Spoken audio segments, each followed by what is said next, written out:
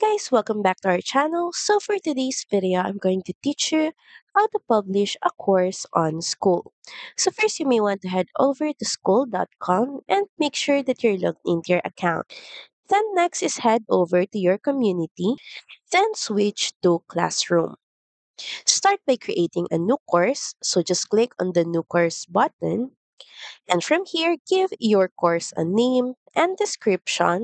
Also, customize the privacy of this course. You can also add in a cover photo for this course. Then next is scroll down and make sure that you toggle this on from draft to change it to published. Then once done, head over and click on the add button. And from here, you can start adding contents to your newly created course. So that's pretty much it. Thank you very much for watching this video, and I'll see you again on the next one. Bye!